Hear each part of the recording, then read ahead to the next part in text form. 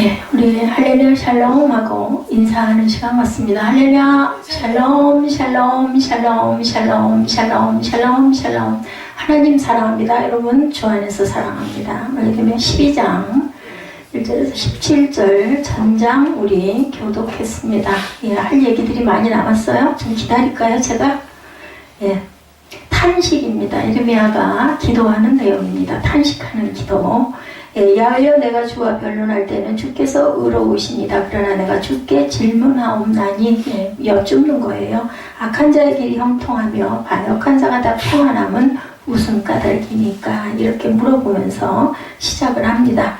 예, 이웃나라 일본은 항상, 예, 저부터 우리가 상식적으로 아는 것도 지진이 심한 나라입니다. 그리고 요 근래는 많은 외신의 보도에 의하면은 쓰나미, 그죠? 많은 나라 기근 각처에서 쓰나미들이 와가지고 그냥 도시가 완전히 휩쓸려버리는 그런 일들이 많이 일어납니다.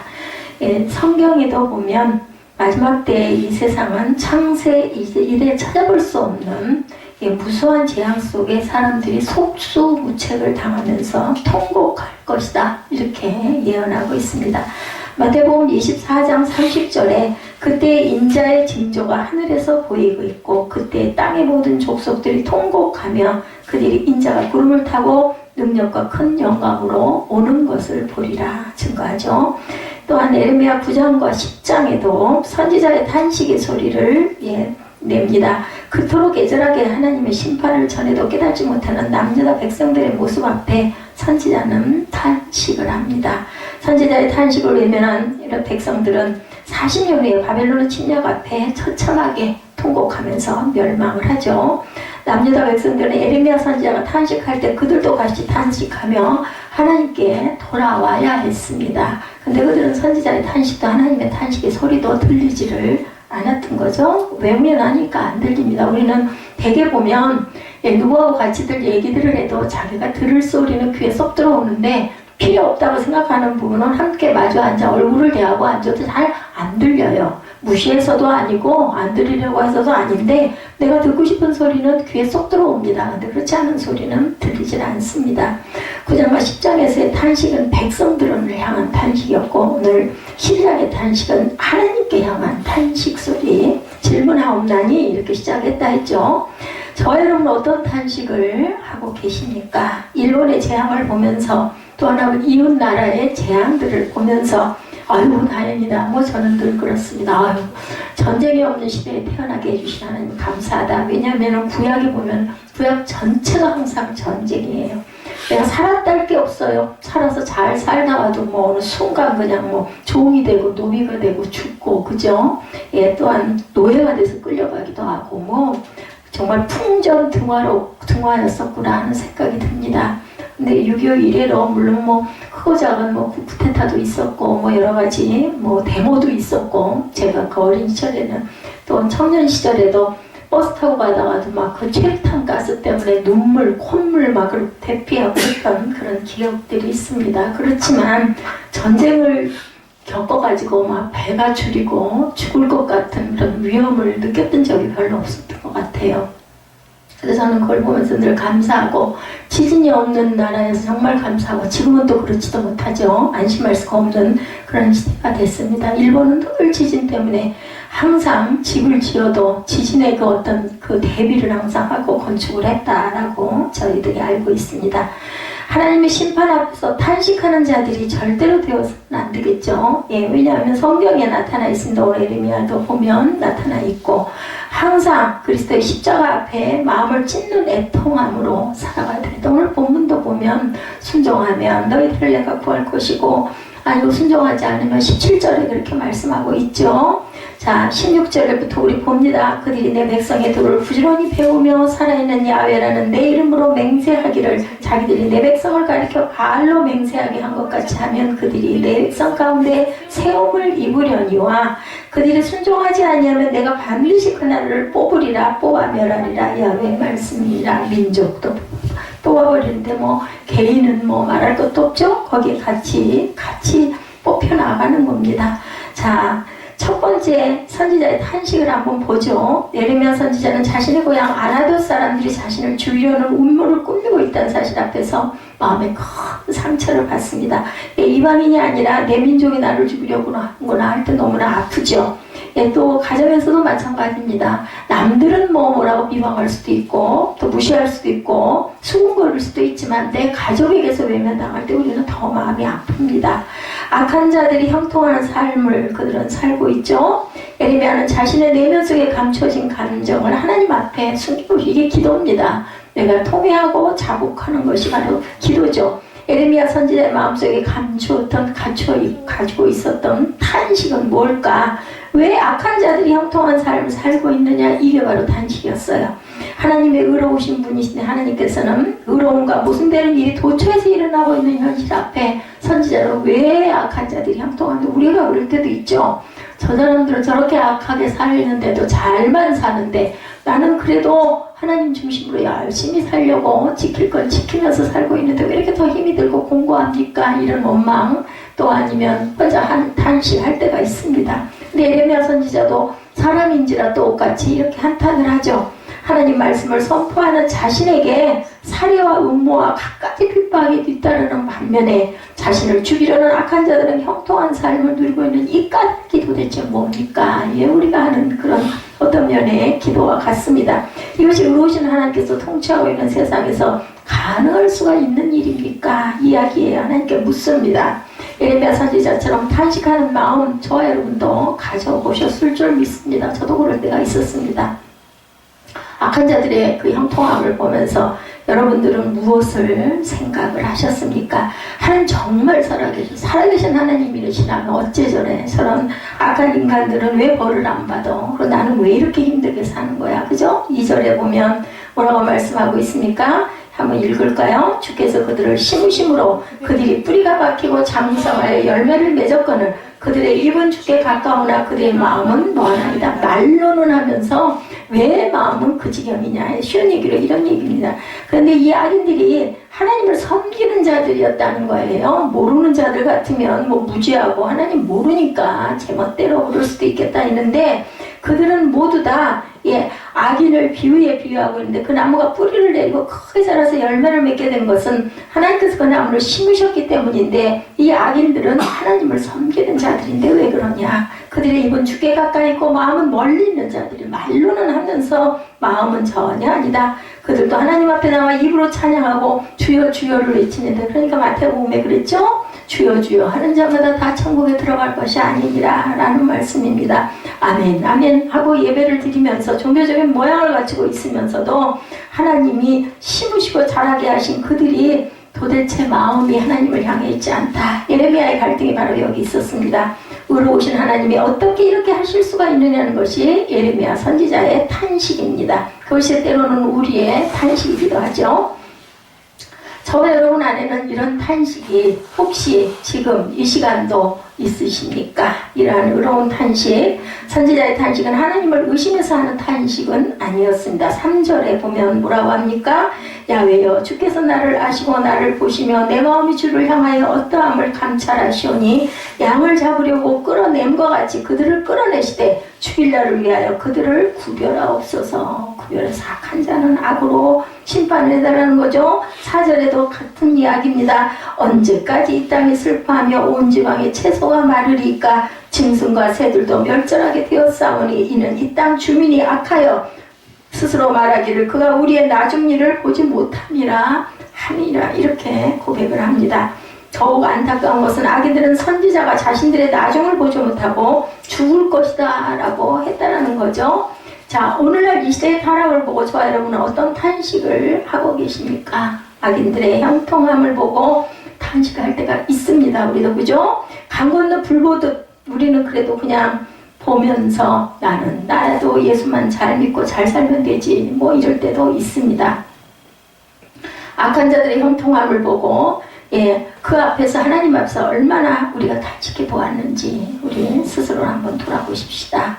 예레미야 선지자의 탄식은 하나님의 의로우심이 백성들에게 전달되지 못하는 안타까움에서 나오는 탄식. 왜요? 마음이 머니까. 입으로만 하고 마음이 머니까 하나님이 도대체 도무지 들어주실 수가 없습니다. 안 들어주시는 게 아니라, 자, 이 시대 믿는 자들도 선지자의 마음처럼 의로움이 사라지고 있는 이 시대를 바라고 하나님 앞에 우리도 탄식을 해야 하겠죠.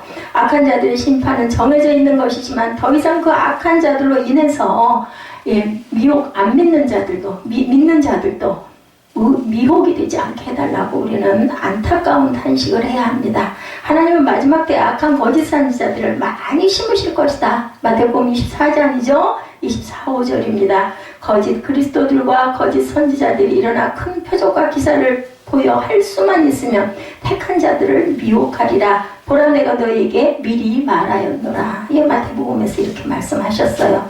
성경에 이렇게 예언하고 있다고 해서 하나님의 의로운 마음을 가진 자들이 방관하고 있어서만은 안 됩니다. 예수 그리스도의 십자가의 피로 내 죄가 사함받고 예수의 의의 마음을 가지고 있다면 이 시대를 바라고 하나님께 애통하고 다 자복하는 저와 여러분들이 되셔야 합니다.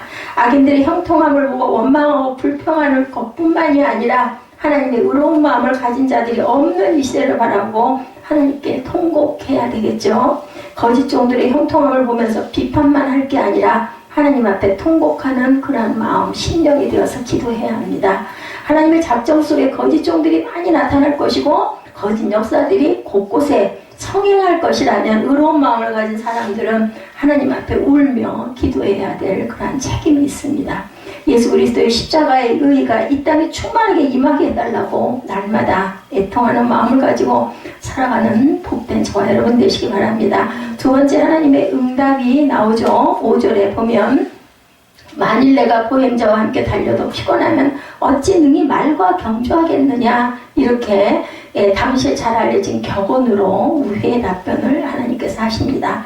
다시 말하면 고향 사람들에 의한 핍박은 기껏 사람과 달리게 하는 정도에 불과하지만 앞으로 닥쳐올 핍박은 말과 달리기 시작을 하는 것 같다라는 의미, 더 힘들 것이다 라는 거죠.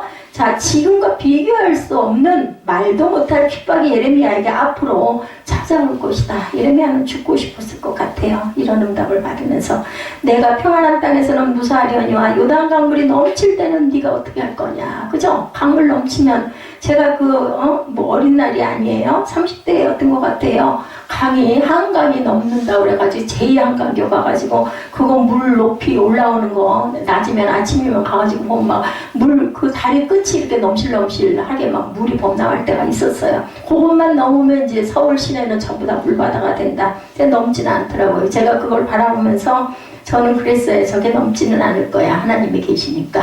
그렇게 생각을 하면서 같이 구경을 했던 기억이 납니다. 한 30년 전 일이죠. 이 말씀의 의미도 고향 사람들에게 의한 핍박이 평안한 땅이라면 앞으로 닥쳐올 핍박은 요단강물이 분화하는 것과 같이 우리도 이거 어떻게 할 수 없는 핍박이 올 것이다. 고향 사람들인 아나도 사람들에 의한 위협이나 핍박은 앞으로 닥쳐올 일에 비하면 아무것도 아니니까 정신을 차리고 마음을 굳게 먹어라. 그 정도 갖고 네가 그러냐 울고불고 할 일이냐 이 얘기입니다. 여러분들에게는 어떤 어려움과 핍박이 있으십니까? 가장 각세게, 그죠? 돈이 있으면 다 해결될 것 같은데 또 돈이 많은 사람, 돈이 많은 반면에 또 다른 그러한 어려움과 핍박은 다 있습니다. 그걸로 끝나면 좋겠는데 기본적인 우리가 살아가는 데 있어서 필수적인 기본적인 거는 우리가 그걸 잘 유지를 해야 살 수 있습니다. 아주 필요합니다. 근데 기본 이상의 것들에서 많다고 해서 복되거나 적다고 해서 힘들고 불행한 건 아닙니다. 우리 마음의 핍박처럼 큰 건 없죠. 거짓 종들이 활개치며 사는 것을 보고 낙심하고 여러분들 혹시 좌절하고 계시지는 않습니까? 그러나 이런 것들은 뭐다? 시작에 불과하다. 마지막 때에는 이런 것은 아무것도 아닐 정도로 세상은 너무너무 악해지고 악한 자들이 득세하는 세상이 될 거라는 거죠. 예수의 의의를 가지고 살아가는 저와 여러분들에게 견딜 수 없는 핍박과 천대와 멸시가 찾아올 것이다. 마태복음 5장 10절에서 12절입니다. 여러분 잘 아시는 말씀 산상수훈에 나와 있는 마지막 부분이죠. 의를 위하여 박해를 받는 자는 복이 있나니 천국이 그들의 것이미로다. 나로 말미암아 너희를 욕하고 박해하고 거짓으로 너희를 거슬러 모든 악한 말을 할 때는 너희에게 복이 있나니 어떻게 하라고 그래요? 12절에 기뻐하고 즐거워하라. 하늘에서 너희의 상이 큼이라. 너희 전에 있던 선지자들도 이같이 박해하였느니라. 이렇게 예수로 인하여 박해를 받고 핍박을 받는 것은 오히려 기뻐해라 라고 하죠. 왜? 하늘에 너의 상이 분명히 있을 것이다. 6절에도 보면 뭐라고 말씀합니까? 내 형제와 아버지의 집이라도 너를 속이며 내 뒤에서 크게 외치나니 그들이 내게 좋은 말을 할지라도 너는 믿지 말지니라. 내가 내 집을 버리며 내 소유를 내던져 내 마음으로 사랑하는 것을 그 원수의 손에 넘겼나니 내 소유가 숲속의 사자같이 되어서 나를 향하여 그 소리를 내므로 내가 그를 미워하였습니다. 내 소유가 내게 대하여는 문이 있는 매가 아니냐? 매들이 그것을 에워싸지 아니하느냐? 너희는 가서 들짐승들을 모아다가 그것을 삼키라. 이렇게 말씀합니다. 가족들은 에레미야 마음을 돌이키기 위해서 때로는 무섭게 소리치고 때로는 부드러운 말로 회유할 것이라는 거죠. 하나님 그 누구의 말도 믿지 말라는 거야. 사람의 말은 믿을 것이 못돼도 사랑은 어떨 존재예요? 사랑할 존재. 여러분들 자녀 믿으십니까? 못 믿어요. 믿어야 되는데 자녀를 잘 믿어줘야 되는데 안 믿겨요. 하는 게 그러니까. 그런데 또 조금 돌았으면은 얼굴이 아른아른 떠오르죠. 왜요? 사랑할 존재이기 때문입니다. 내가 이렇게 사랑하긴 하는데 왜 얘를 만나면은 좋고 부드럽고 따뜻하게 포근하게 품어주지를 못하고 맨날 말하다 보면은 소리치게 되고 전화하다 가면 전화 끊게 되고 내가 왜 이럴까? 이 부분이 항상 갈등입니다. 하나님이 이렇게 말씀하신 것은 앞으로 에레미야 선지자 앞길에 이루 말할 수 없는 핍박과 회유가 있을 것이므로 마음을 강하게 그리고 담대히 해라. 마음이 담대해야 돼요. 마음이 강해야 돼요. 제가 이번에 우리 사무엘 그 학교 일반 전형 선택해서 원서 쓰면서 그걸 확실하게 느꼈습니다. 참 나는 마음이 연약하고 담대하지가 못하는구나. 배짱이 없어요. 배짱을 좀 부릴 때는 부릴 줄 알아야 됩니다. 무엇으로? 믿음으로. 굳건한 믿음으로.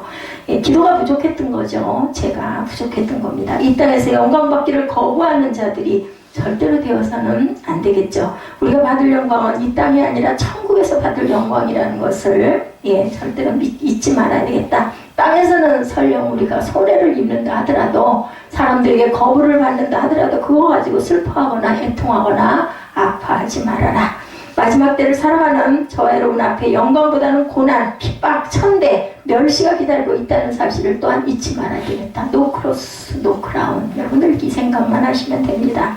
우리들 예배 드릴 때 목사 눈치, 앞에서 찬양하시는 분 눈치 볼 필요 없어요. 하나님이 나를 보고 계신다라고 생각을 하신다면 여러분들 어떤 행동을 하든 하나님께서 나를 아시니까, 나를 보시니까, 내가 그래도 예배에 집중하고 있으니까 이런 마음이 있으면 아무 상관이 없습니다. 예수님도 말씀하시기를 그때 사람들이 너희를 환난에 넘겨 죽였으며 너희를 죽이리니 너희가 내 이름 때문에 모든 민족에게 미움을 받으리라. 그때 많은 사람이 실족하게 되어 서로 잡아주고 서로 미워할 것이다. 마태복음 24장 9절에서 10절입니다. 또한 10장 21절에 장차 형제가 형제를 아버지가 자식을 죽이는데 내주며 자식들이 부모를 대적하여 죽게 하리라. 요즘에 이런 일들 종종 일어나죠. 마태복음 10장 21절 말씀 같은 자식들이 부모를 대적하며 죽게 합니다. 그런데 구약에도 있었죠. 다윗 그죠? 압살롬 아들이 아버지 몰아내고 성차지하고 아버지 죽이려고 쫓아다니는 그런 내용이 나옵니다. 왜?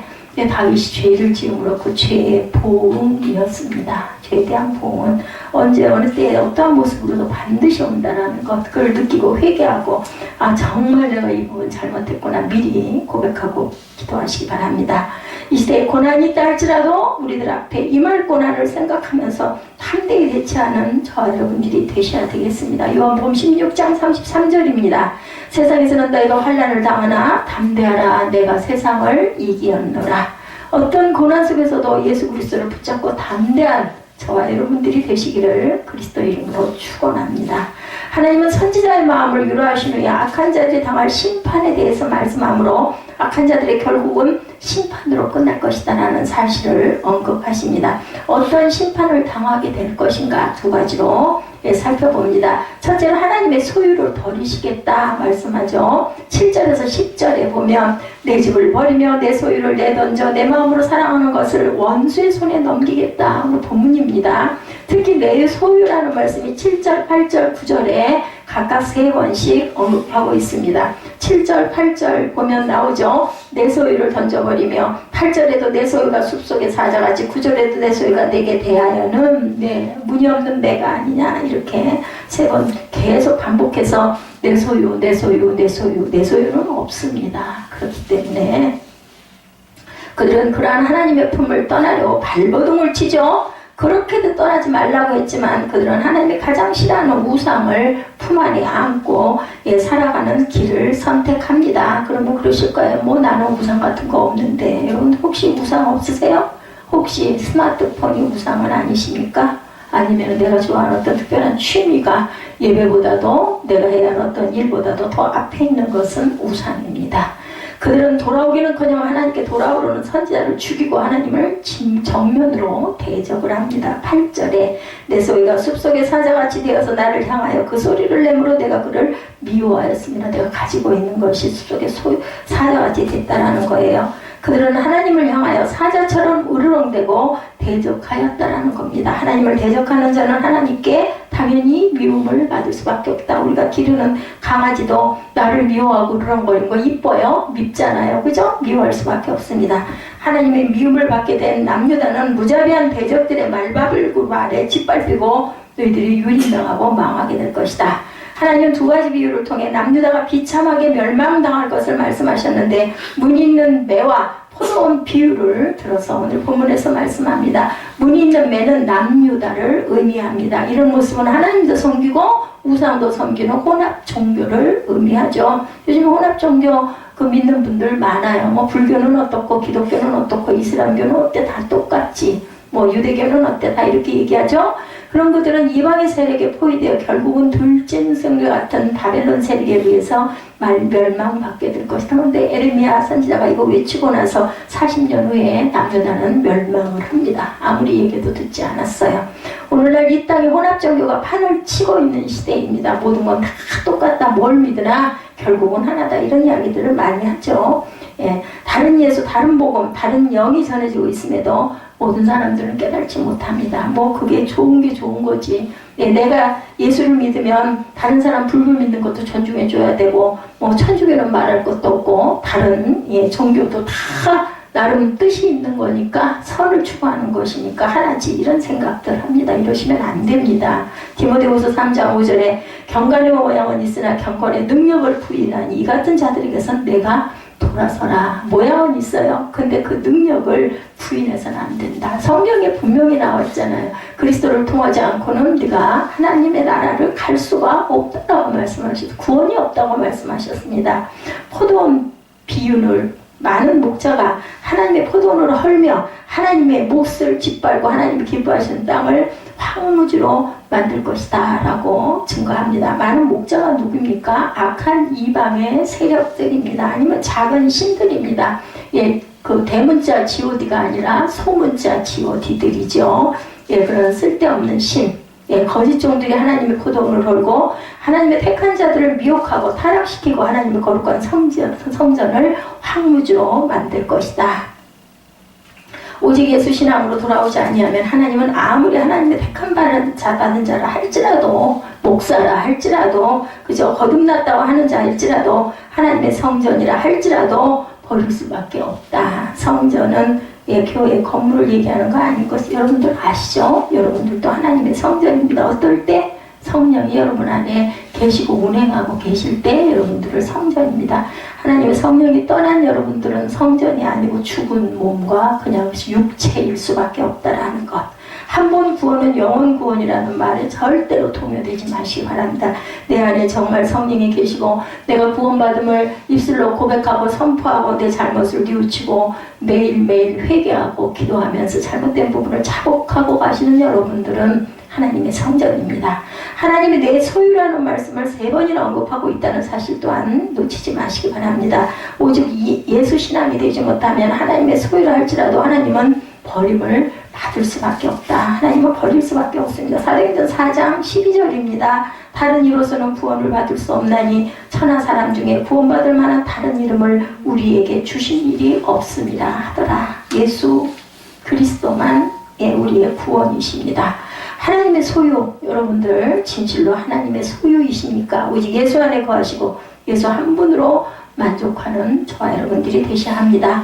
진실로 여러분들은 하나님의 성전이십니까? 오직 예수만 전하고 오직 예수 한 분으로 만족하는 저와 여러분들 교회가 되시기를 바랍니다. 둘째, 어떤 심판을 당할 것이라고요? 11절에서 13절이죠. 하나님의 칼이 이 땅 이 끝에서 저 끝까지 삼키리라고 말씀합니다. 둘째로 바벨론 군대를 사용해서 남유다를 멸망시켰지만 그것이 곧 하나님의 작정된 분노의 칼이라는 거예요. 결과는 다른 걸로 그죠? 그 이방 적군으로 나타났지만 결국은 그것이 하나님의 분노의 칼이다. 바벨론은 BC 605년 야베긴 때 1차 공격을 한 후에 BC 586년까지 3차 공격을 해서 남유다를 황무지로 만들었습니다. 3차 공격 때는 만 2년 동안 성을 포위함으로 예루살렘 성 안에 먹을 것이 없어서 사람을 죽여서 먹을 정도가 되어버리죠. 우리는 상상도 할 수 없는 일을 어떻게 사람을 잡아먹을까. 예레미야 19장 9절입니다. 그들의 원수와 그들의 생명을 찾는 자에게 둘러싸여 공경에 빠질 때 내가 그들의 아들의 살, 딸의 살을 먹게 하고 각기 친구의 살을 먹게 하리라 하셨다 하고, 이 뭐예요? 예언, 예레미야의 예언이었습니다. 19장 9절에 예레미야 선지자의 예언 그대로 이루어지죠. 왜냐하면 예언한 게 뒤에 이루어졌던 것이 성경에 기록되어 있기 때문에 실제 그런 일이 있었다는 겁니다. 마지막 때에도 이런 일들이 일어날 것이라고 성경은 예언하고 있습니다. 남유다가 하나님의 작정된 심판 속에 있었던 것처럼 이 세상도 이미 하나님의 작정된 심판 속에 있다는 사실을 우리가 잊지 마셔야 됩니다. 뭐 그런 게 어디 있겠어? 있습니다. 분명한 것은. 마태복음 24장 7, 8절입니다. 민족이 민족을, 나라가 나라를 대적하여 일어나겠고 곳곳에 기근과 지진이 있으리니 이 모든 것은 재난의 시작이니라. 가난하고 헐벗고 어려워서 1달러만 가져도 뭐 한 달을 산다라는 나라들, 그저 여러분들 그 아주 그냥 기하여 허덕이는 나라의 아이들 여러분 보시죠. 그래서 우리가 정말 돕자, 이렇게라도 구제하자, 이런 이야기를 많이 봅니다. 계시록에서는 7년 대환란이 시작되고 셋째 인이 떼어질 때 극심한 기근이 올 것이다, 이렇게 예언합니다. 계시록 6장 5절에서 6절에 보면 셋째 인을 떼실 때 내가 들으니 셋째 생물이 말하되 오라 하기로 내가 보니 검은 말이 나오는데 그 탄자가 손에 저울을 가졌더라. 여러분들 계시록의 비유가 너무 어려우시면 마지막 때 분명히 이런 종말이 오기는 오는구나, 두려워하는 마음, 떨리는 마음을 갖고 바라보시기 바랍니다. 내가 네 생물 사이로부터 나는 듯한 음성을 들으니 이르되 한 데나리온의 밀 한 대요 한 데나리온이 보리석대로다. 또 감람류와 포도주는 해치지 말랐더라. 곡식을 사는데 한 데나리온의 밀 한 대를 살 수밖에 없고 한 데나리온의 보리 석대품밖에 살 수가 없다는 거예요. 밀 한 대는 하루 한 사람의 식량입니다. 한 데나리온은 로마 화폐 단위로 노동자의 하루 품삯입니다. 그러니까 하루 품삯을 가지고 밀 한 대밖에, 한 끼 식사밖에 먹을 수가 없다. 즉 하루 벌어서 밀 한 대나 보리 석대뿐 아니라 될 뿐만 살 수 없다면 가족이 많은 집은 결국은 전부 다 굶어 죽을 수밖에 없다는 거예요. 뭐 가족이 혼자 사는 사람은 어떨까요? 믿는 자들은 절대로 그런 부분들에서 두려움을 버려야 되겠죠. 6절에 감람류와 포도주는 해치 말라. 감람류와 포도주를 인격화합니다. 하나님의 택함받은 자들을 의미합니다. 감람류와 포도주는. 감람류는 성령을 뜻합니다. 성령으로 거듭난 자들을 의미하고 포도주는 예수님의 피를, 성자한테 받으시는 피를 의미하는데 예수의 피로 죄사함 받은 자들은 예수님이 두려워하지 말아라, 내가 보호해 주실 것이다 라고 말씀하신다라는 거죠. 오직 예수 안에 하나님의 사랑과 보호를 받고 마지막 때를 보내는 귀하고 복된 저와 여러분 되시기를 주님의 이름으로 축복합니다. 세 번째, 이방인들에게 대한 심판이 나타나 있습니다. 남유다를 멸망시킨 나라도 심판을 받게 하실 것이라고 하죠. 보라, 내가 그들을 그 땅에서 뽑아버리겠고 유다 집을 그들 가운데서 뽑아내리라. 바벨론 세력들은 하나님의 택한 나라 남유다를 너무나도 무참하게 짓밟아버렸습니다. 무지한 바벨론은 자신들이 하나님의 도구로 사용되고 있다는 사실을 깨닫지 못하고 자신들의 능력으로 남유다를 점령했다라고 생각을 했겠죠. 하나님은 남유다가 바벨론에서 70년 동안 포로 생활을 한 후에 회복시키기로 계획하고 있어서 70년 만에 다시 이스라엘로 돌아가죠. 고레스 왕이 칙령을 내리는 부분 여러분들 아실 겁니다. 예레미야 25장 11절 12절에 보면 이 모든 땅이 폐허할 때에 놀랄 일이 될 것이며 라고 이야기합니다. 이 민족들은 70년 동안 바벨론의 왕을 섬기리라. 12절에 야훼의 말씀이니라. 70년이 끝나면 내가 바벨론의 왕과 그의 나라와 갈대아인의 땅을 그 죄악으로 말미암아 벌하여 영원히 폐허가 되게 한다. 하나님의 말씀대로 70년이 되었을 때 하나님은 바사 고레스 왕을 통해서 바벨론을 멸망시키고 이스라엘 백성을 본국으로 돌아가도록 해방을 시키는 역사가 성경에 기록되어 있습니다. 이런 과정에서 이스라엘에게 구원의 역사를 베푸셨던 것처럼 바벨론 백성들에게도 구원의 기회를 주시죠. 16절에 보면 그들이 내 백성의 도를 부지런히 배우며 살아있는 야훼라는 내 이름으로 맹세하기를 자기들이 내 백성을 가리켜 바알로 맹세하고 한 것 같이 하면 그들이 내 백성 가운데 세업을 입으려니와 이야기합니다. 17절도 그들이 순종하지 않으면 내가 반드시 그 나라를 뽑으리라 뽑아 멸하리라 야훼의 말씀이니라. 바알을 너희가 맹세한 것처럼 그렇게 내 이름으로 그렇게 맹세를 열심히 하면 내 백성 가운데 너를 구원해 줄 거다, 세워줄 거다라는 뜻입니다. 우리가 언약 좋아하죠. 말씀으로 은혜를 항상 입는 언약의 말씀. 하나님의 택함을 받은 이스라엘 백성들이 하나님께 버림받는 것은 하나님의 약속의 말씀을 언약을 버렸기 때문이라는 겁니다. 바벨론도 하나님의 가르침을 몰랐기 때문에 멸망시켰고, 그러한 바벨론에게 하나님은 하나님의 도의 가르침 받고 순종하라. 그러면 내가 너희를 보호하고 구원해 주리라. 순종하지 아니하면 뽑아서 멸할 것이다. 내가 택한 백성이라도 뽑아 멸하여 버리는데 바벨론이야 말할 것도 없죠. 당연히 바벨론은 순종하지 않았습니다. 순종하지 않은 결과 바벨론은 영원히 멸망받는 나라가 돼서 아예 자취마저 없어지죠. 지구상에서. 이스라엘 백성은 70년 포로 생활 가운데 많은 것을 깨닫습니다. 그러한 가운데 그들에게 다니엘과 느헤미야와 에스라와 스룹바벨 같은 믿음의 사람들이 많이 나타나서 외칩니다.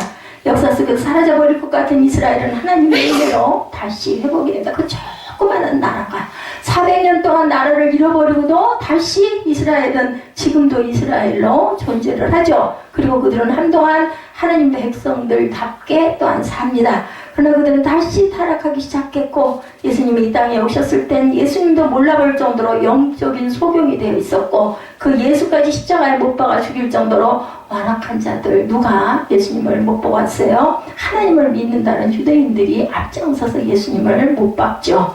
오늘날도 믿는 자들이 말씀의 가르침에 순종하지 아니해도 하나님의 은혜로 다시 회복시켜 주시라고 말씀의 가르침에 순종하도록 우리가 열심히 살아야겠습니다. 그러나 이러한 하나님의 은혜가 언제까지 계속될 것인가? 이것도 생각해 봐야 되겠죠. 그들이 순종하지 아니하면 내가 반드시 그 나라를 뽑으리라, 뽑아 멸하리라. 야훼와 그 야훼의 말씀이라. 그 순종의 시간이 나의 기준이 아니라 하나님의 주권 속에 있는 시간과 기준이라는 것을 잊지 마시기 바랍니다. 이 순종의 시간이 오늘 끝날 수도 있고 내일 끝날 수도 있고, 우리 찬양이 뭐라 그래요? 내일 일은 난 몰라요. 하루하루 살아요. 그죠? 불행이나 그 내 뜻대로 사는 것이 아니요. 어려움도 나는 모른다고 얘기하고 우리가 고백을 합니다. 하나님만 아시는 하나님의 시간입니다. 마태복음 10장 24절에서 27절입니다. 그러므로 누구든지 나의 이 말을 듣고 행하는 자는 그 집을 반석 위에 지은 지혜로운 사람 같으니 비가 내리고 창수가 나고 바람이 불어 그 집에 부딪히되 무너지지 아니하나니 이는 주추를 반석 위에 놓은 까닭이요. 나의 말을 듣고 행하지 아니하는 자는 그 집을 모래 위에 지은 어리석은 사람 같으리니 비가 내리고 창수가 나고 바람이 불어 그 집에 부딪힘에 무너져 그 무너짐이 심하리라고 합니다. 자, 여러분들 믿음의 반석 위에 세워지셨습니까? 아니면 모래 위에 내가 믿음의 집을 짓고 계십니까? 여러분들 자신이 아시고 하나님은 아십니다. 저는 몰라요, 여러분들. 근데 모르는 우리들도 보면 저 사람 참 신실한 신앙인이구나, 아니면은 교회를 다니기는 다니는데 주의 종이기는 주의 종인데, 이런 생각 들 때 있으시죠? 우리가 함부로 판단할 일은 아니지만, 그러니 하나님은 우중이나 잘 아시겠습니까? 하나님의 말씀 우리 영혼의 거대한 기둥과도 같습니다. 예수 그리스도의 십자가의 피로 죄사함을 받는다면 반드시 죄사함 받은 영혼 속에 말씀을 채워 넣으시기 바랍니다.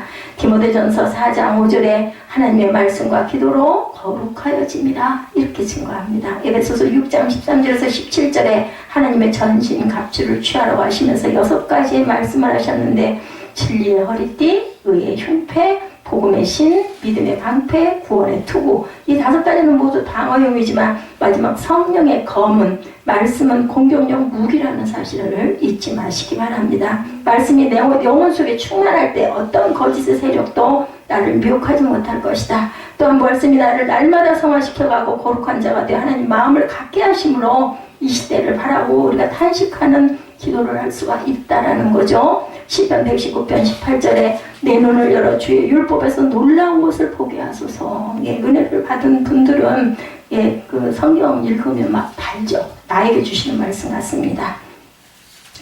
에스겔 9장 4절에 야훼께서 이르시되 너는 예루살렘 성읍 중에 순종하여 그 가운데 행하는 모든 가증한 일로 말미암아 탄식하며 우는 자의 이마에 표를 그리라 하시고, 하나님이 말씀하신 탄식은 자신의 개인적인 슬픔 앞에 탄식하는 자를 의미하지 않습니다. 마지막 때 사람들은 개인적인 슬픔 때문에 탄식하며 통곡할 것이라는 거죠. 그러나 하나님의 마음을 가지고 있는 자들의 탄식은 다르죠. 갈수록 악해져가는 이 시대를 바라보며 예, 우리의 눈들이 물렁해지는 못할지언정 어떻게 돼요? 마음은 애통한 마음을 갖고 살아가야 되겠습니다. 탄식하는 마음을 갖지 못하면 하나님 앞에 이마의 표를 받을 수가 없어요. 계시록에 나와 있는 짐승의 표를 찍어가지고 살다 보면 우리는 영원한 사망입니다. 7년 대환란에 들어갈 때 하나님은 자신의 종들과 택한 자들의 이마에 인을 치실 것이라고 하죠. 에스겔 9장 6절에 무서운 말씀을 하죠. 늙은 자와 젊은 자와 처녀와 어린이와 여자를 다 죽이되 이마에 표 있는 자에게는 가까이 하지 말라. 내 성소에서 시작할지니라 하시며 그들이 성전 앞에 있는 늙은 자로부터 시작하더라. 하나님의 성전에서부터 탄식하는 자들을 찾으시겠다는 거예요. 예, 일본의 지진 피해로 많은 사람들이 고통당하는 굉장히 슬프죠. 너무나 안타깝습니다. 어떻게 하필 일본에 태어나가지고 누가 뭐 거기 태어나고 싶어서 태어난 것도 아닐 텐데, 그런데 우리가 더욱 탄식해야 할 것은 마지막 때 하나님의 심판을 모르고 살아가는 그들을 위해서, 이 땅의 민족들을 위해서 우리가 하나님 앞에 깊이 탄식하고 기도해야 된다. 북한을 위해서도 마찬가지입니다. 그래서 그렇게 잘 하지는 못하지만 우리 중보 시간에 북한을 위해서도 우리 기도합니다. 남북이 하나 되게 해달라고 기도합니다. 교회들을 위해서도 기도합니다. 주의 종들을 위해서도, 선교사들을 위해서도. 여러분들이 들으시기에는 내 기도도 제대로 못하면서 무슨 거창하게 민족 기도야 이렇게 생각할 수도 있겠지만, 그렇게라도 해서 그때라도 우리가 기도하는 마음을 가집시다 하고 기도합니다. 마지막 때에도 에레미야 시대처럼 믿음의 사람들의 탄식의 소리에 외면하고 무시를 당할 거라는 거죠. 육적으로 탄식하는 자들이 되지 말고 영적으로 탄식하는 자들이 되어야 되겠다. 마태복음 11장 17절입니다. 우리가 너희를 향하여 피리를 불어도 너희가 춤추지 않고 우리가 슬피 울어도 너희가 가슴을 치지 아니하였도다 함과 같도다. 그렇다 할지라도 하나님의 마음을 가진 저와 여러분들은 하나님 앞에 탄식해야 됩니다. 에레미야 선지자처럼 하나님 앞에 탄식하는 저와 여러분이 되시기를 주님의 이름으로 간절히 축원합니다.